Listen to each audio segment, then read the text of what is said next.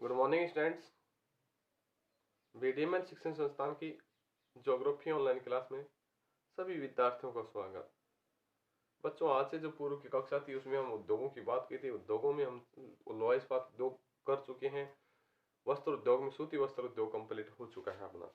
सूती वस्त्र उद्योग के लिए जो कच्चे माल की आवश्यकता होती है, शक्ति के साधनों की आवश्यकता होती है, संस्था कुशल श्रमिक की आवश्यकता होती है, आदर्श जलवायु की आवश्यकता होती है और बाजारों की आवश्यकता महसूस की गई है। अब है ऊनी वस्त्र उद्योग और रेशमी वस्त्र उद्योग। ऊनी रेशम उद्योग, वस्त्र उद्योग। ऊनी और रेशम वस्त्र जो उद्योग है इनका हम अध्ययन करेंगे। इससे पहले सूती वस्त्र उद्योग का हम अध्ययन कर चुके हैं। भारत का सबसे विकसित और सबसे पहले जो उद्योग की स्थापना की गई थी वो था सूती वस्त्र उद्योग।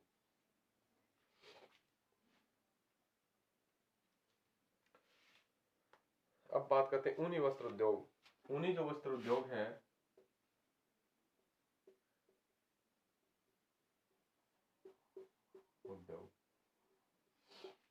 ऊनी जो वस्त्र उद्योग है ये विश्व का दूसरा सबसे बड़ा उद्योग माना गया है।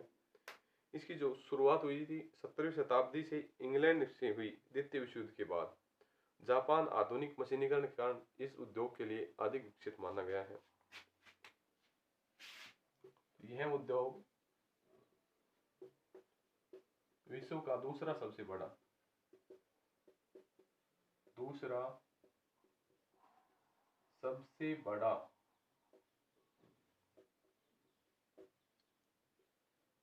उद्योग है। विश्व का दूसरा सबसे बड़ा उद्योग माना है। इस उद्योग का विकास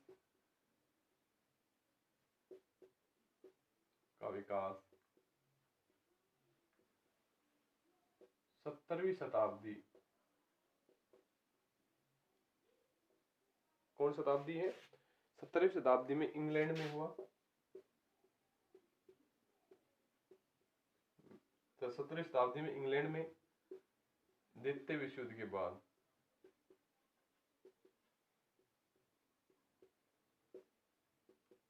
हुआ।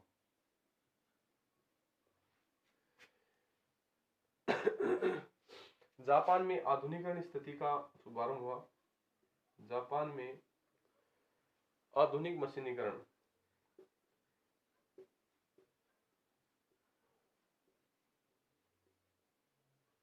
का आविष्कार किया गया।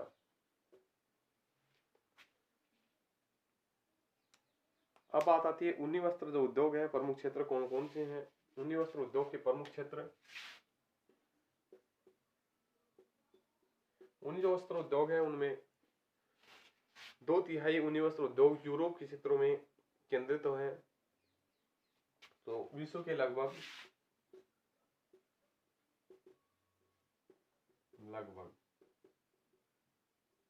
2/3 भाग यूरोप के अंदर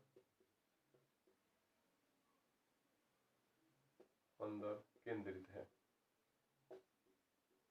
कितना है? 2/3 भाग कहाँ है? यूरोप के अंदर केंद्रित है। इसके बाद रूस, चीन, जापान, जर्मनी, भारत और संयुक्त राज्य अमेरिका, ग्रेट ब्रिटेन आदि देशों में यह उद्योग विकसित हुआ है। इसके बाद चीन, इसके बाद रूस, चीन, जापान, जर्मनी, भारत, संयुक्त राज्य अमेरिका,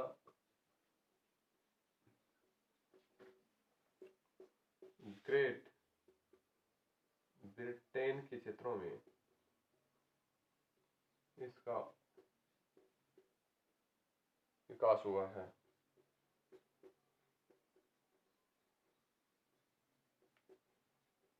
ये है प्रमुख औद्योगिक जो क्षेत्र हैं। उन क्षेत्रों की बात की हमने। तो ऊनी जो वस्त्र उद्योग है विश्व का दूसरा सबसे बड़ा उद्योग है।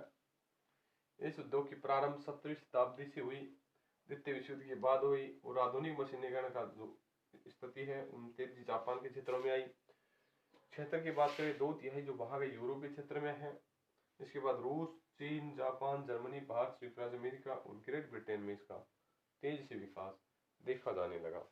अब है रेशमी वस्त्र उद्योग।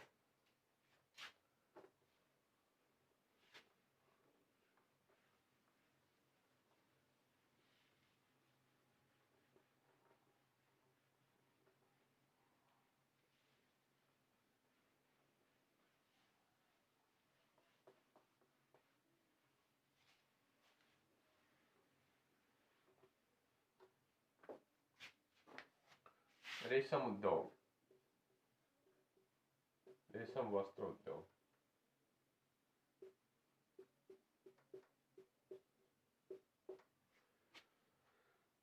रेशम वस्त्र उद्योग का जो बच्चों सबसे पहले प्रारंभ हुआ था चीन में, और विश्व के अन्य देशों में स्वचालित कारखानों के आविष्कारों के साथ फैक्ट्रियां उद्योग स्थापित हो गए और ये कुटीर उद्योग के रूप में प्रचलित उद्योग माना गया है। तो रेशम वस्त्र उद्योग का विकास, रेशम वस्त्र उद्योग का विकास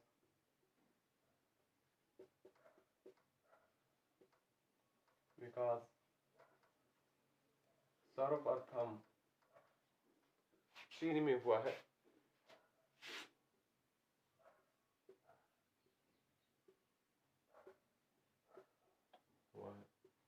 कहाँ हुआ है? चीन में। यहीं से इस उद्योग का प्रसार विश्व के, यहीं से इस उद्योग का प्रसार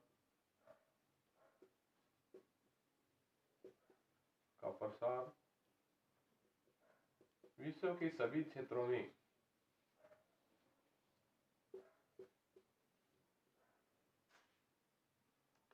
सभी अन्य देशों में तेजी से फैला।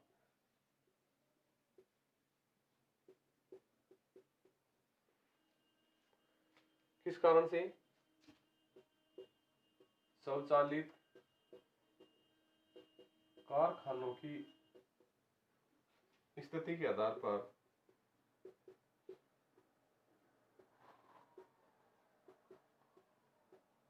यह उद्योग विकसित हो पाया।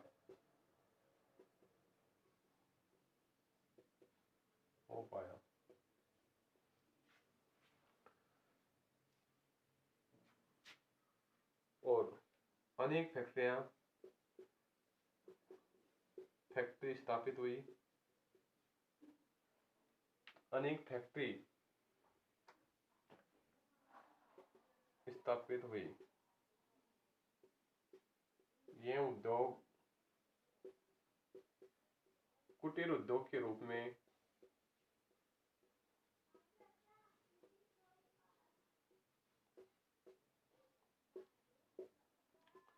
विकसित हुआ। तो यह है रेशम वस्त्र उद्योग सर्वप्रथम चीन में प्रारंभ किया गया। उसके साथ स्वचालित जो मशीनें हैं उसके उपकरणों के क्षेत्रों में महत्वपूर्ण सहायता प्रदान की गई और फैक्ट्रियों की स्थापना की गई। फैक्ट्रियों के साथ साथ इस उद्योग को एक कुटीर उद्योग के रूप में जाना जाने लगा।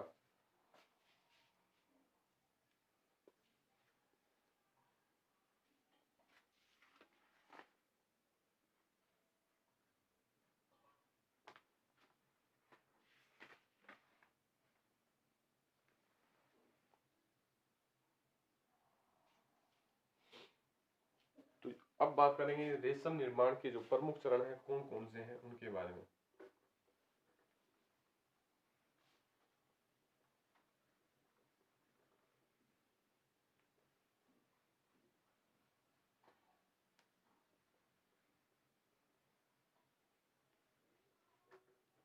अब है रेशम वस्त्र के प्रमुख चरण।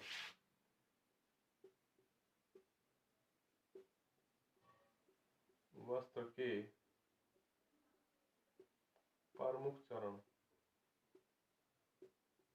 कौन कौन से? तो प्रमुख चरणों में पहला चरण आता है कोयो कोनून का उत्पादन,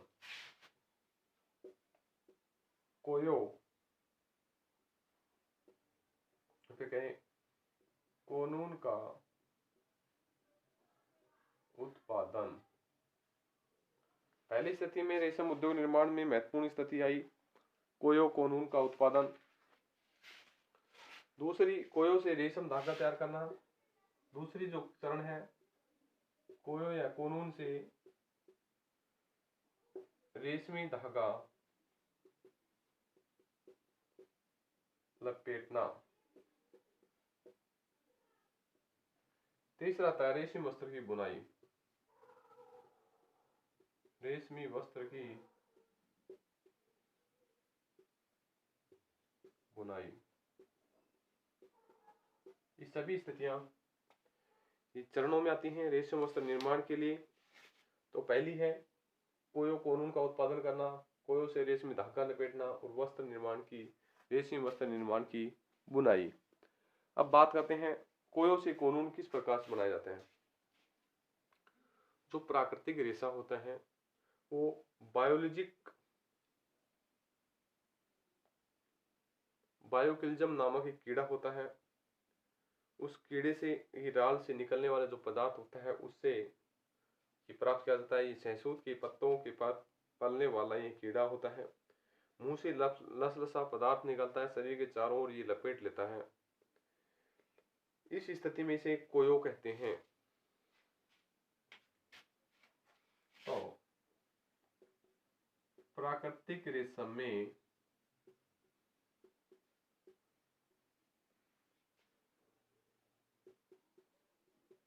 बायोकिल्जम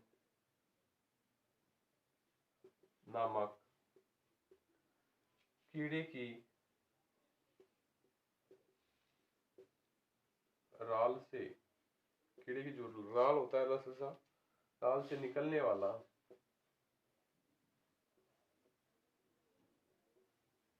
पदार्थ, राल से जो निकलने वाला पदार्थ है, पदार्थ से प्राप्त होता है।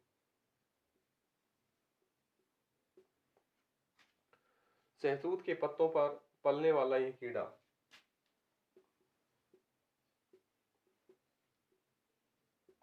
पूछ जाए किस पत्तों पर मिलता है, सहतूत के पत्तों पर पलने वाला यह कीड़ा मुंह से निकलते हुए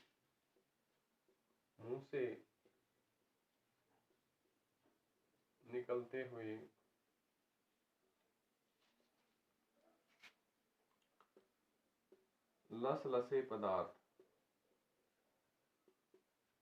मुंह से जो निकलता है लसलसा पदार्थ को शरीर के चारों ओर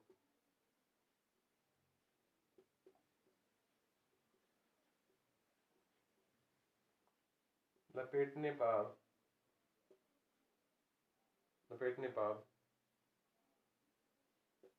कोयो कोनून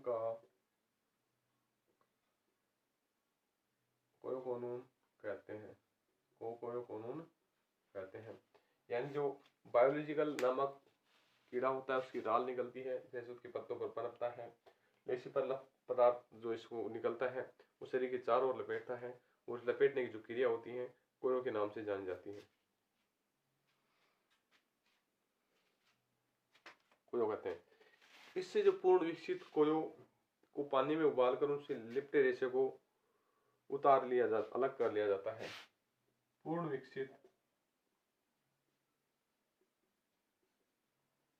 जो विकसित कोयो को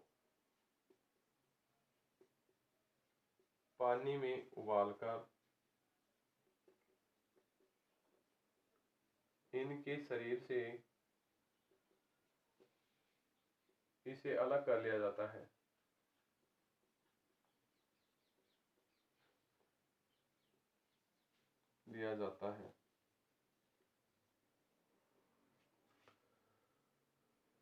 और बाद में रेशे के कपड़े बनाए जाते हैं। बाद में इस रेशे के